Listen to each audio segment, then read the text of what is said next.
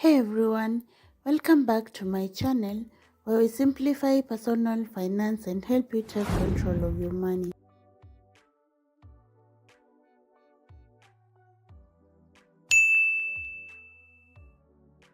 And today we're talking about one of the most important financial foundations you can set for yourself, an emergency fund.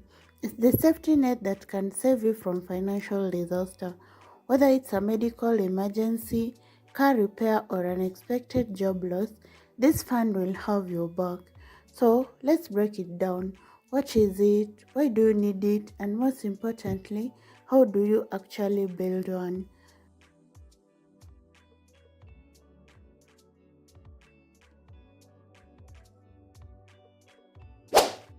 An emergency fund is a savings stash specifically set aside for, well, emergencies. It's money you don't touch unless something critical and unexpected happens. I'm not talking about splurging on a vacation or that new gadget you've been eyeing. Think more along the lines of losing your job, needing urgent medical care, or major home repairs. Experts generally recommend saving enough to cover 3 to 6 months worth of your living expenses. This may sound a lot at first, but don't worry, we'll get into how you can achieve this step by step. Why bother building an emergency fund? Well, let's put it this way. Life happens, you don't want to be caught off guard and end up in debt, right? Studies show that many people can't cover a 500 emergency without borrowing money. When you don't have a financial cushion, you end up relying on credit cards or loans, both of which could spiral into more debt. An emergency fund helps you avoid that cycle. Imagine the peace of mind knowing that if something happens, you're financially prepared. It keeps you from having to dip into retirement savings or worse, relying on high interest credit. It's all about security and peace of mind. Okay, now let's get into the good stuff. How do you actually build your emergency fund?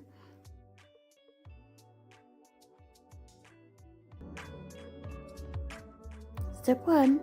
Start small. Set a realistic goal. The idea of having 3 to 6 months of expenses might sound overwhelming, especially if you are living paycheck to paycheck, but don't let that intimidate you. Start with a smaller goal, say $500 to $1,000. This one alone can help with smaller emergencies like car repair or medical bill. Step 2. Budget wisely. Find room to save. Next, it's time to take a look at your budget. Where can you trim the fat? Maybe you're subscribed to a few streaming services you don't use, or perhaps you can skip that daily $5 coffee run. Every little bit counts. You don't have to give up everything, but those small sacrifices can really add up. Aim to set aside even $50 or $100 a month and watch how quickly your emergency fund grows.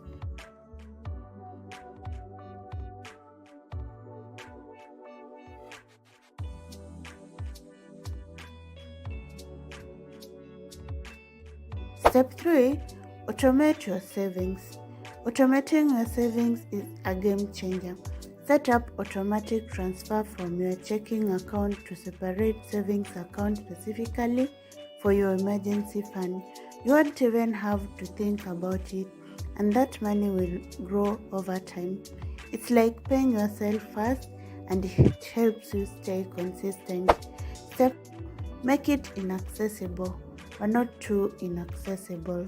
Here's a pro tip. Keep your emergency fund in a separate, high-yield saving account. You want it to be accessible enough for emergencies, but not so easy to access that you're tempted to use it for non-emergencies. Remember, this is not a vacation fund.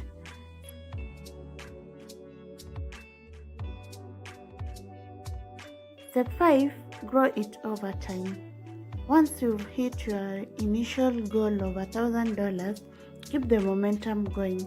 Gradually increase your target to 3 months worth of expenses, then 6 months. It doesn't have to happen overnight.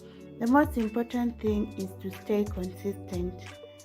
And there you have it. Building an emergency fund doesn't have to be scary or overwhelming. It's all about taking small, consistent steps, budgeting wisely, and keeping your eye on the prize. Financial peace of mind.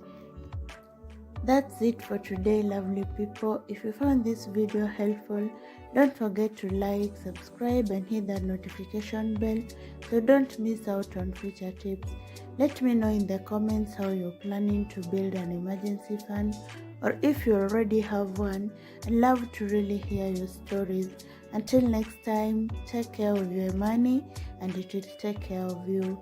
Thanks for watching. Bye.